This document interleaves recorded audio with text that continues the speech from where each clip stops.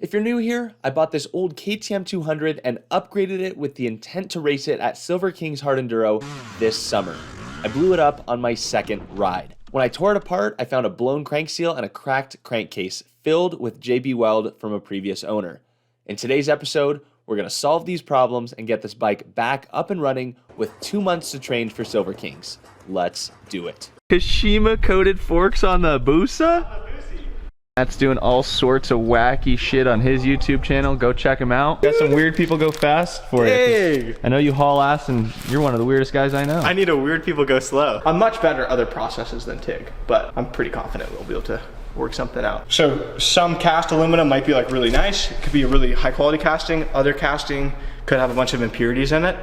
So as soon as we arc up and see what's going on, it's either gonna like blow bubbles and do gnarly stuff everywhere, or I'm gonna see my little puddle form and be like, okay, this is good metal. All right. Be able to start welding. So kind of a Russian roulette with what kind of metal we're working with. And the number of people in the comments that were like, just buy a new case. It's my $650, not yours, man. That's a lot of money. We gotta try. That's a lot of money. Don't pull our chain, Kincaid. You know as well as everyone leaving a comment knows you have to go new. Too much doubt and risk. There's a lot of doubt. Go new cases, mate. Dang, these people must be made of money. For $600 and actually available new, I wouldn't give welding a second thought. Maybe if it was cheap enough, but I doubt it would be. How much are you charging me? 3 o'clock, baby. I have TIG welded my own stuff back together with success. However, I regret not buying new cases. Go new, no questions. Remember, hindsight is 2020. LOL. Hindsight is 2020. This clip could be used in like 6 months. The engine's in 5 pieces. There's just a clip of me just. This guy said I would try to weld the crankcases before paying $600. Yeah, that guy lives in reality. I think we should be able to tell before the motor goes back together. If money was not an object, there'd be new ones. So yeah, I hope I don't have to tell the internet that they told me they're right. Yeah. Whoa, there's a lot of JB Weld in there, dude. Yeah. Just a casual eclipse during during the project here. There's still some JB Weld though you can see in the crack. It'd be helpful to the weld if we can get that out. We need to get it out. We'll just let that sit in there.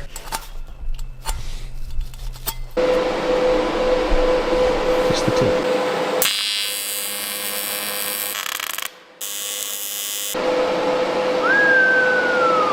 We're getting somewhere.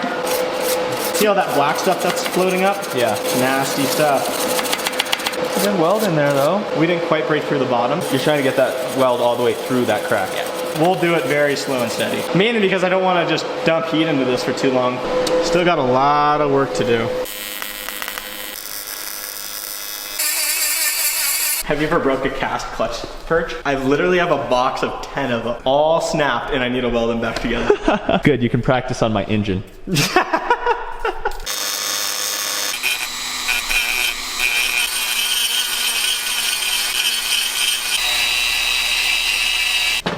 Dude, ah, that's so good.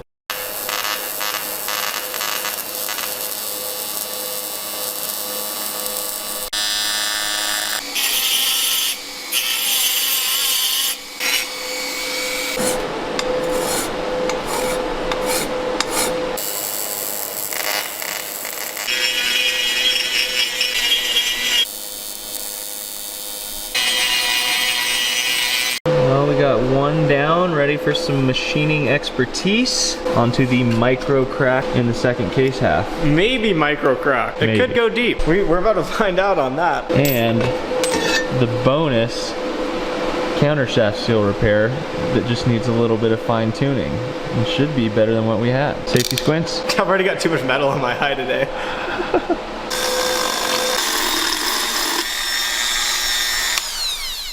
I think that's it. Ready for the weld. I think so. Jam a bolt in there so we don't mess up those threads. We might have a little debris in there. It's sounding a little crunchy. Safety squints. No, not the aluminum in the eye. That's one of the actual positives of just wearing normal eyeglasses is you kind of always got your safety squints. Maybe not OSHA approved, but not much we do is. I'm down bad because I burnt my eyelashes. How? Trying to reseat a tire with the explosive method. All right, dude. We're ready to rock and roll. All right, you're gonna weld this one. They don't only sell single cases, dude. You gotta buy a pair. It's gonna be tricky to get my torch in there. Not the best first attempt. I think we were able to make something happen. Yeah? Yeah.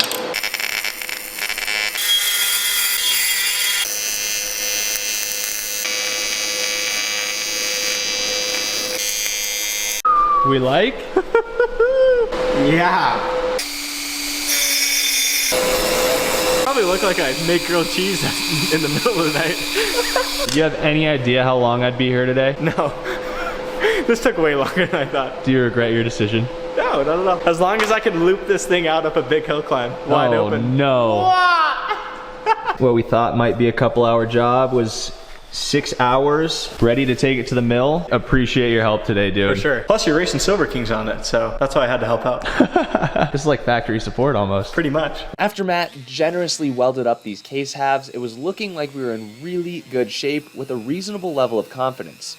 I brought the case home and started smoothing out the welds with Pryme MX cleaning wheels on the Dremel, and the cracked side came out beautifully. I had little concern about its reliability and shifted my attention to smooth out the second case half. I did have to put the Dremels in the freezer a couple times to cool them down, as this was a process. Upon grinding, I revealed one small bubble that was just bad enough to where I would not be comfortable reassembling the engine. I brought the case back over to Matt's, where we figured it would be a quick one and done weld, and well, here's what happened.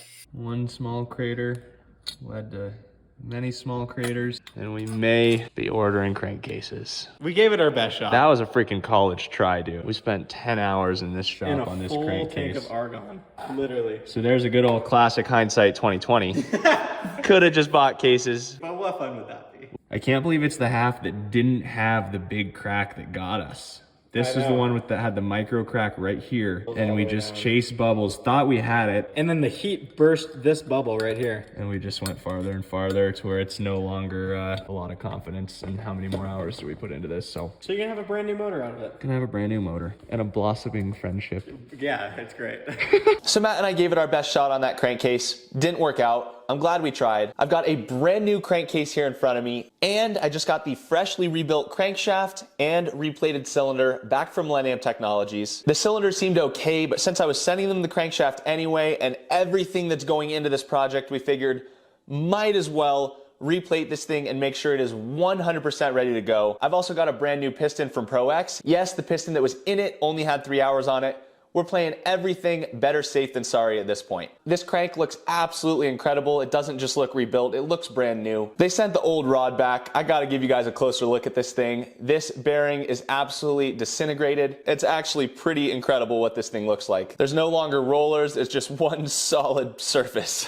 The cool thing about this crankcase is it's actually an updated part number. It can accept electric start. That said, all of the components to add electric start cost about $1,000, so I'm not planning to do that right now. But the fact that it's an upgrade I can bolt on in the future is really cool. An enormous thank you to Pro X for providing another piston, and Millennium Technologies for getting me taken care of. I'll give you guys a more up-close look on all of this, but they did an incredible job on that replate. They refinished the cylinder head again for peace of mind. So let's go ahead and do what I probably should have done at the very start of this project and build a 200 motor from the bottom up.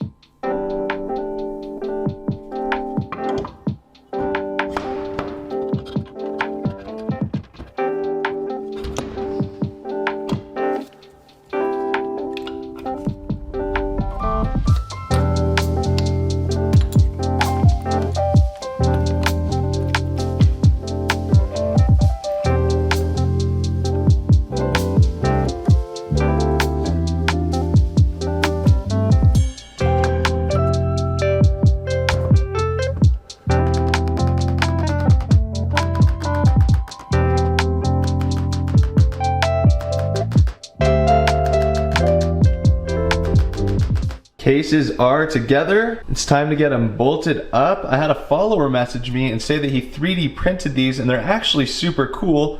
Nice little clutch holder tool, holds your clutch plates and springs, has holes for all of your case bolts. He's got an index mark so that you can keep track of where you start. These are actually really cool, so I will link his Instagram down in the description below if you want to message him. I know he's thinking about starting to sell these. And this also got me thinking, if you have anything cool like this, tools you've made, something that might be beneficial in the shop that you'd like me to test out, I will put my PO box on screen and in the description as well. So if you want to send me anything for me to try out, feel free.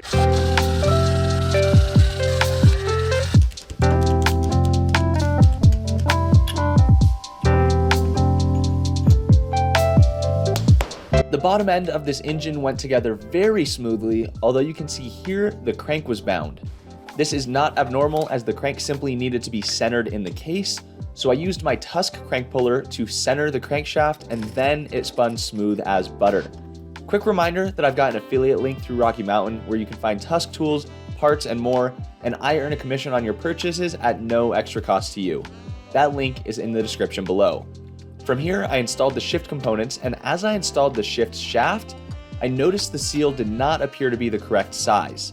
This is odd considering the bearings were the correct size, and these cases actually came with all of the bearings and seals installed, which surprised me and was super nice. That said, I had already purchased a Tusk engine seal kit, so I swapped out the shift shaft seal, and that one was a more snug fit. 6th, 5th, 4th, 3rd, 2nd, 1st. After confirming that the bike was shifting as it should and I had installed the transmission and each of its components properly, bottom end assembly continued.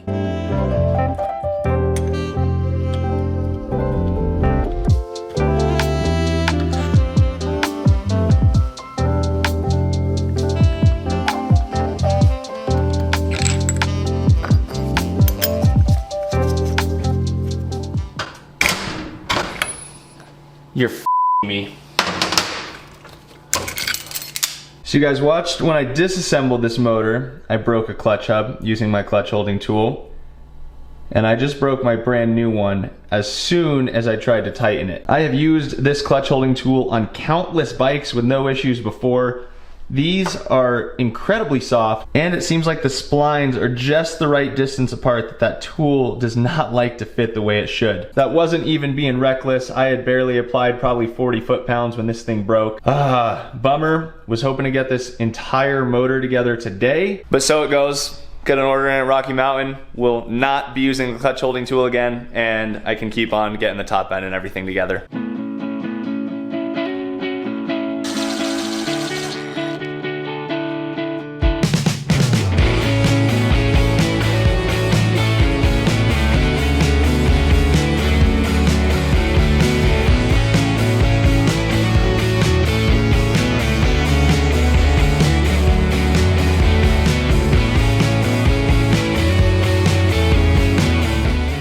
So what I'm doing here is measuring the X dimension referenced in the manual.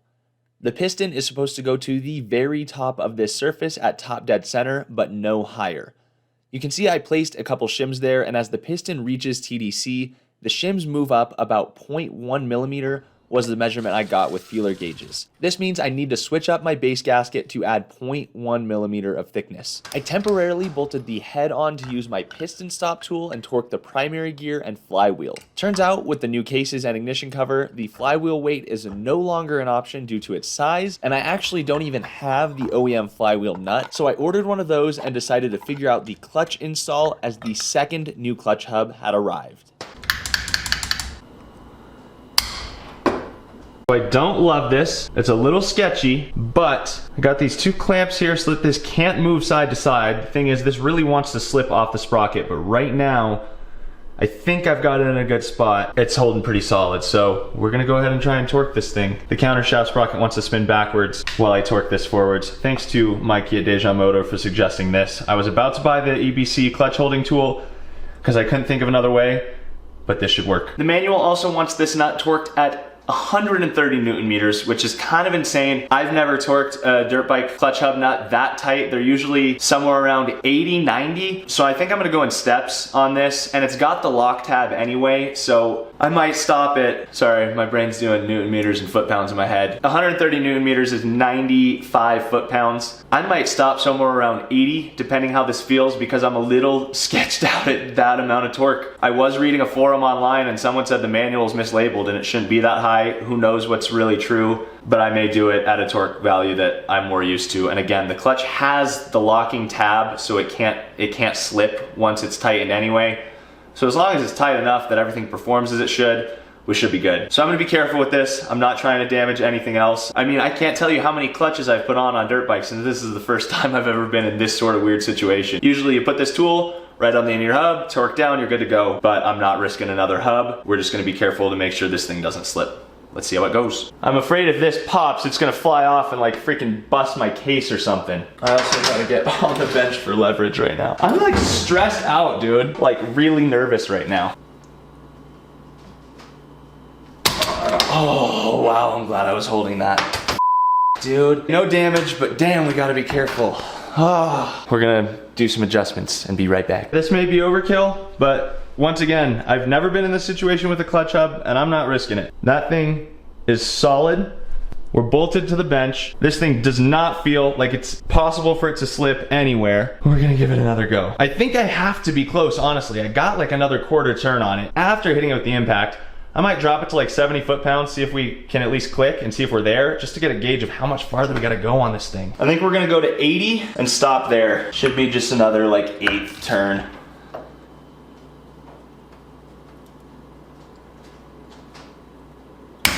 Okay, we're stopping there. Oh wow. Looks like my clutch tool is under some stress too. This is just, I gotta show you guys this though. This thing bent, so lucky it didn't break. Stopping at 80, calling it quits. We're good. What an emotional roller coaster this bike is. Got me feeling all sorts of ways. Oh, glad that didn't break. That would have been catastrophic, but it wasn't. We're all right.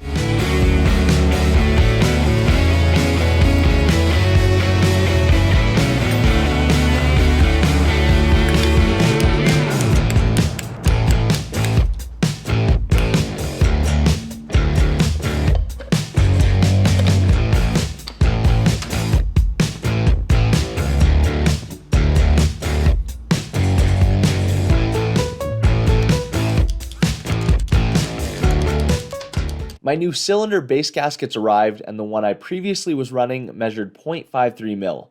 I selected a 0.4 and a 0.2 mil, which actually measured 0.23, and stacked those together to achieve the appropriate X dimension of 0, with the piston at top dead center. In reality, I believe I achieved an X dimension of about 0.02 millimeters from what I could tell with my feeler gauges, which is definitely close enough to the proper spec for me to feel comfortable running it. I installed the head O-rings and head with the appropriate torque value. My OEM flywheel nut had arrived, so I once again utilized my piston stop tool to lock up the motor and torque that nut. The brand new ignition cover went on, and oh boy, does this engine look fresh. I wheeled the chassis out of the corner of the garage for the first time in a month, where it's been sitting since it blew up. This beautiful new engine is built and ready to go, and we are ready to get this thing back together. Let's do it.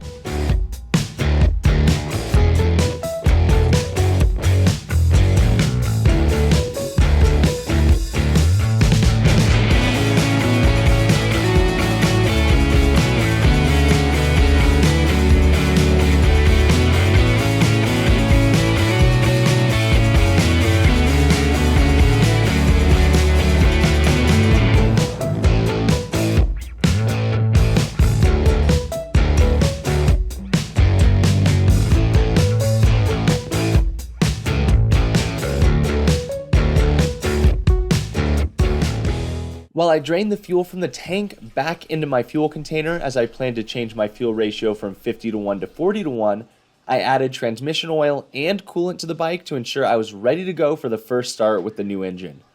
I did some quick math to determine I needed to add a couple ounces of two-stroke oil to my 3.25 gallons of gas to change that ratio correctly.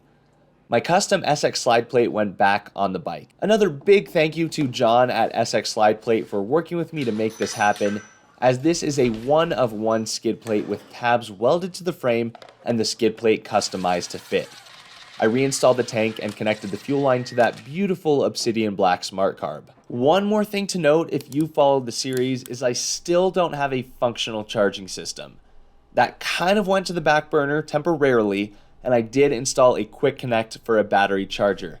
So right now, this anti-gravity battery is acting as a total loss system. By the way, I've got an affiliate link and discount code for anti-gravity below.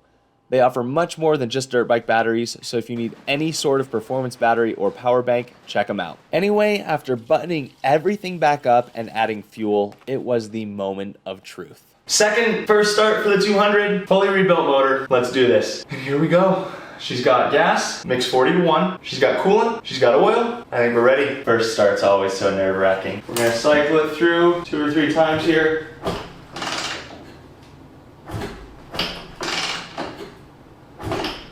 All right, baby, 200, back to life.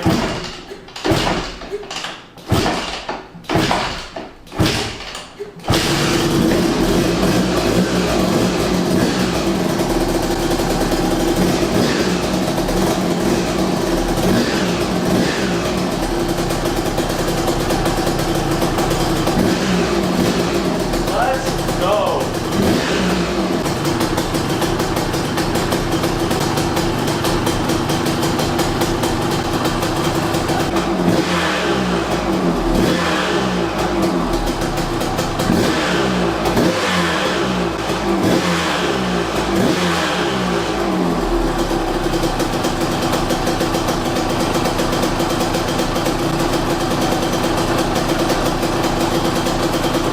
Just about 1 month later, the 200 is finally back up and running. I did 1 full heat cycle on the girl. She was idling great. It's hard to tell just sitting in the garage, but honestly, I think it sounded better than before. I actually get asked pretty frequently how I break an engine in, as a lot of people in the video where it blew up said, you probably didn't follow break-in procedure. So I've been using the same method of break-in for a long time. I truly believe after tearing this motor apart that it was only a matter of time, and it just happened to be bad luck after my rebuild. I'd put money on the fact that that blown crank seal and cracked crankcase led to the failure. Thinking about it even further conceptually, the crank seal of course allowed an air leak, but where the crack in the crankcase was is actually where that little weep hole is in the bottom of the cases, which if it wasn't a perfect seal, which it probably wasn't considering it was a JB Weld job, would have allowed even more air to suck in through the bottom of the cases and into the combustion chamber. So regardless of what caused it, I'm taking precautions to make sure it doesn't happen again. A lot of people in the video where it blew up were quick to blame the carburetor, and I do not blame the carb whatsoever. I am still thrilled to have this smart carb on here and get this thing dialed. I think this is going to help so much for hard enduro and getting this thing tuned to exactly where I want it. So anyway, my standard break-in procedure is 3 full heat cycles where I let it idle with brief, nice little revs all the way until it's up to full operating temp, and then I'll let it cool down all the way back to the normal ambient temperature. From there, I'm easy on it riding for the first 15 to 30 minutes. A lot of times I'll just cruise around the neighborhood, get through the gears, make sure everything's running right, try and stay below half throttle, and then after that first half hour, it's pretty much ride it like I stole it. That procedure has worked great for me in the past with no issues. Again, I don't blame this failure on my break-in procedure at all. If you disagree, feel free to leave me a comment. I'm all ears. Let me know what you have learned in your years of expertise breaking in bikes. That's worked for me. So that, once again, will be the plan here. As you can see, I switched the fuel ratio from 50 to 1 to 40 to 1. We'll actually be putting a richer metering rod in from this smart carb. That is pretty much guaranteed to make the bike run too rich, but it's a much safer place to start. And as this saga continues, I have to talk about one more unfortunate thing, which is my hand. I've pretty much kept it to myself, but this is relevant because I need to break in this bike and start riding hard enduro.